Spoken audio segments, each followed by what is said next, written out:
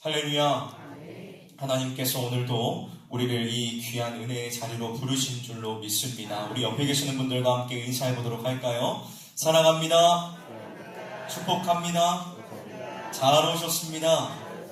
은혜 받는 시간 되시길 바랍니다. 아멘. 자, 오늘 말씀의 제목은 가장 불쌍한 자에서 가장 복된 자로 라는 제목으로 말씀을 나누도록 하겠습니다.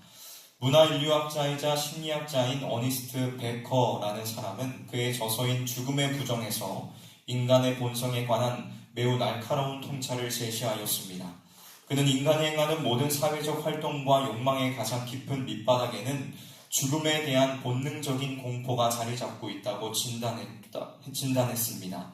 사람들은 자신이 언젠가 죽는다는 이 두려운 사실을 잊고 부정하기 위하여 세상의 성공과 물질, 그리고 권력에 더욱 맹목적으로 집착한다는 것입니다. 죽음 너머의 소망을 알지 못하기에 오직 눈에 보이는 지금 이 땅에서의 삶이 전부인 양 허무하게 발버둥치는 것이 오늘날 씁쓸한 현대사회의 단면이라는 것이죠. 그런데 참으로 안타깝게도 오늘 우리가 함께 읽은 본문 말씀에 등장하고 있는 고린도 교회의 일부 성도들 역시 이와 같은 심각한 오류에 빠져 있었습니다. 그들은 눈에 보이는 물질 세계에만 갇혀서 다시 살아나는 몸의 부활을 강하게 부정했습니다. 죽음 이외의 영광스러운 소망을 잃어버린 채 이 땅의 삶이 전부라고 착각하며 이리저리 흔들리고 있었던 것입니다.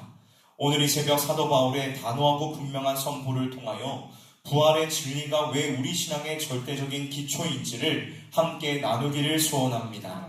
오늘 주시는 이 생명의 말씀을 통하여 십자가와 부활의 참된 소망이 우리의 오늘을 어떻게 변화시키는지를 깊이 묵상하는 귀하고 복된 시간이 되기를 우리 구주 예수 그리스도의 이름으로 간절히 축원합니다. 먼저 첫 번째로 부활이 없다면 우리의 믿음은 헛것입니다. 부활이 없다면 우리의 믿음은 어떤 것이라고요?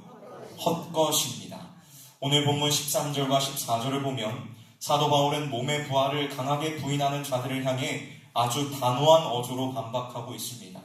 바울은 만일 그리스도께서 다시 살아나지 못하셨다면 우리가 전파하는 것도 헛것이요 너희의 믿음도 헛것이라고 선언합니다. 여기서 헛것이라는 이 단어는 그 속이 텅 비어 아무런 내용물도 없는 무의미한 상태를 뜻합니다. 예수 그리스도의 부활이 역사적인 사실이 아니라면 우리가 눈물로 복음을 전하는 일이나 간절한 마음으로 주님을 믿는 그 모든 행위가 결국 아무런 가치도 없는 빈 껍데기에 불과하다는 것이지요. 여러분, 기독교 신앙은 단순히 마음의 평안을 얻기 위한 종교적인 수단이나 도덕적으로 바르게 살기 위해 만들어낸 철학이 결코 아닙니다. 우리의 믿음은 하나님께서 십자가에서 죽으신 예수 그리스도를 무덤에서 다시 살리셨다는 가장 분명하고 객관적인 역사적 사실 위에 굳게 세워져 있습니다. 만약 부활이라는 확실한 토대가 무너진다면 우리의 신앙은 거센 비바람 앞에 놓인 모래성처럼 한순간에 흔들리고 무너져 내릴 수밖에 없습니다. 사랑하는 성실의 성도 여러분, 오늘 우리의 믿음은 어디에 뿌리를 내리고 있습니까? 혹시 우리는 신앙을 그저 마음의 위안을 얻거나 이 땅에서 복을 받기 위한 하나의 도구 정도로만 여기고 있지는 않습니까?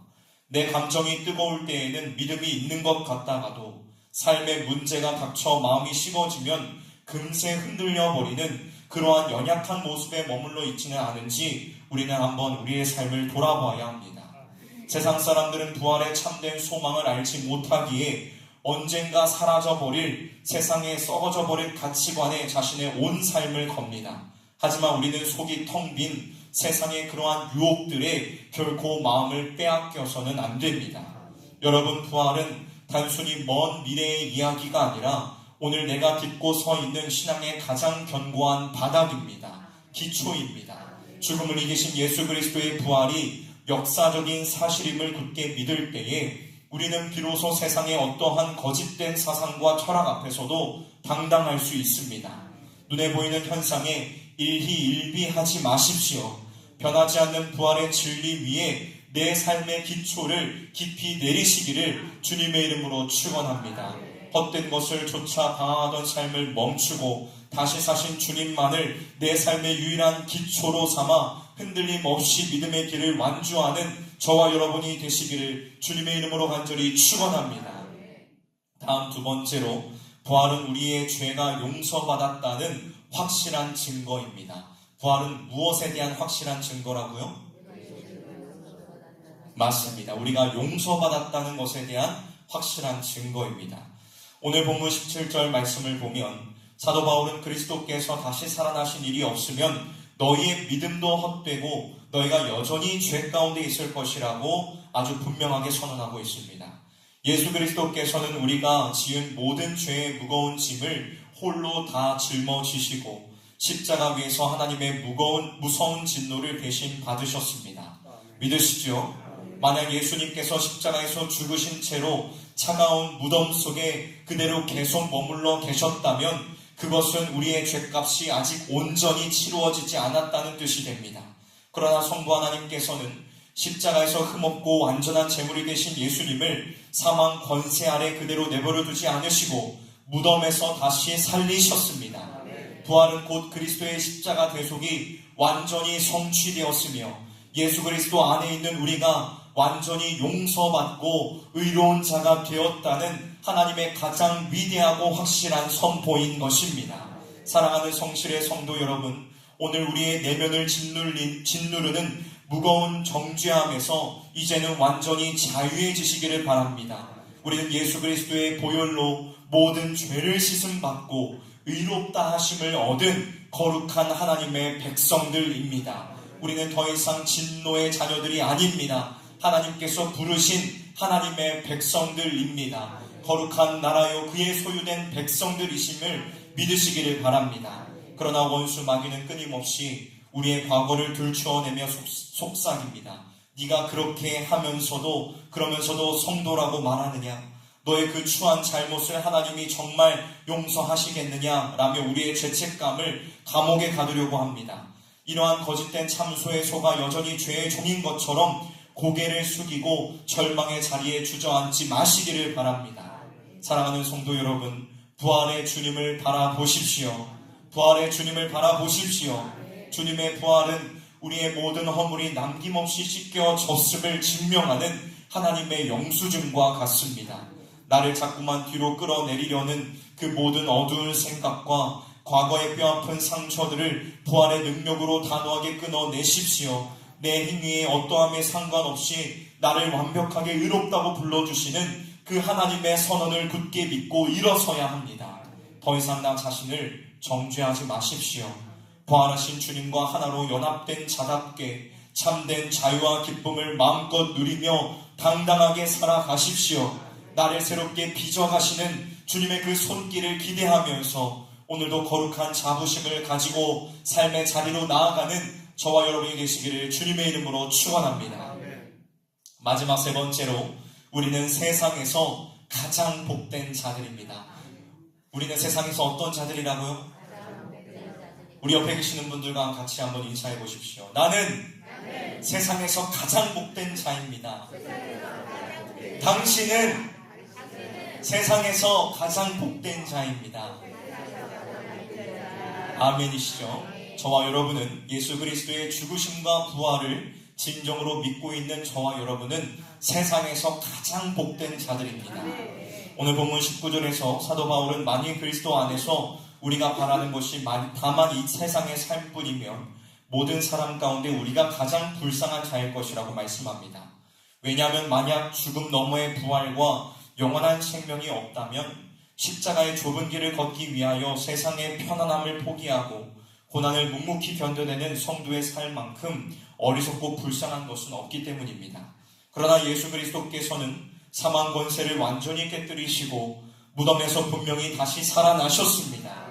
주님께서 친히 지신 그 십자가는 실패와 절망의 끝이 아니라 영원한 생명과 영광을 향해 활짝 열린 가장 위대한 관문이었다는 사실입니다. 그렇게 자기 십자가를 짊어지고 주님을 따르는 우리의 삶은 결코 불쌍하거나 헛된 삶이 아닙니다. 여러분이 행하시고 계시는 그 신앙생활은 결코 헛된 것이 아닙니다.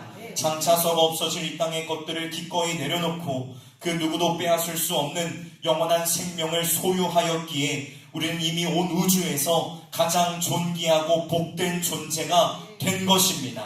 주 안에서 사랑하는 성도 여러분, 세상의 잣대로 여러분의 가치를 매기지 마시기를 바랍니다. 정직하게 하나님의 말씀대로 살아가려고 애쓰다 보면 남들보다 뒤처지는 것 같고 손해를 보는 것 같은 생각이 들 때가 참으로 많습니다. 세상은 더 많이 가지고 더 높이 올라가는 자들을 복되다 말하며 묵묵히 십자가의 길을 걷는 우리를 향해 어리석다라고 조롱할지도 모릅니다. 치열한 생존 경쟁 속에서 때로는 나의 믿음이 세상에서 아무런 힘이 없는 것처럼 느껴져 깊은 낙심에 빠질 때도 있습니다. 그러나 여러분, 눈앞에 보이는 우리의 현실이 전부가 아님을 잊지 마십시오. 우리는 죽음 너머의 영원하고 찬란한 영광을 이미 예약받은 사람들입니다. 세상 사람들이 가진 것은 결국 흙으로 돌아갈 썩어질 것들이지만 우리가 가진 것은 하늘의 영원한 기업입니다. 그러므로 억울한 일을 당하고 고난을 겪을 때에도 불쌍한 패배자처럼 고개를 숙이지 마십시오. 우리는 온 우주 만물의 주인이신 하나님의 자녀들이며 부활의 생명을 가진 세상에서 가장 부유한 자들입니다. 이 거룩한 자존감을 회복하십시오. 이 거룩한 자존감을 회복하십시오. 잠시 머무다 갈 이 땅의 것들의 마음을 빼앗기지 말고 나를 살리신 예수 그리스도의 부활의 승리를 내 승리로 삼아 힘차게 전진하시기를 주님의 이름으로 축원합니다. 어떠한 시련 앞에서도 굴복하지 않는 강력한 소망으로 오늘을 넉넉히 이겨내는 저와 여러분이 되시기를 주님의 이름으로 축복합니다. 말씀을 마무리하도록 하겠습니다. 청교도의 황태자라고 불리는 존 오웬은 그리스도의 부활에 대하여 이렇게 말했습니다. 그리스도의 죽음이 우리의 죄값을 온전히 치른 것이라면 그리스도의 부활은 우리가 영원한 생명과 의로움을 얻었다는 하늘의 위대한 선언이다.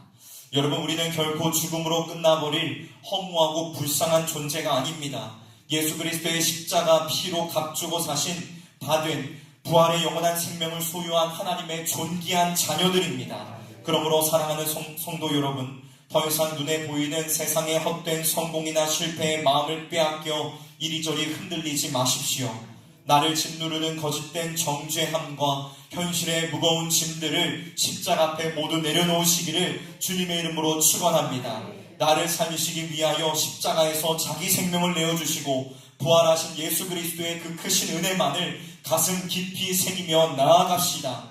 예수 그리스도의 그 부활의 생명의 은혜를 가슴 깊이 새기며 나아갑시다. 오늘 우리에게 주신 이 위대한 부활의 진리를 굳게 붙들고 어떠한 고난과 시련 속에서도 흔들림 없는 참된 소망으로 넉넉하게 승리해 나아가는 우리 성실교회의 모든 성도님들이 되시기를 우리 구주 예수 그리스도의 이름으로 간절히 축원합니다. 나는 어떠한 존재라고요? 가장 복된 존재들이다. 다시 한번 따라해볼까요? 나는 가장 복된 존재이다. 나는 가장 복된 사람이다. 이 거룩한 이 자존심을 회복하는 저와 여러분이 되시기를 주님의 이름으로 축원합니다.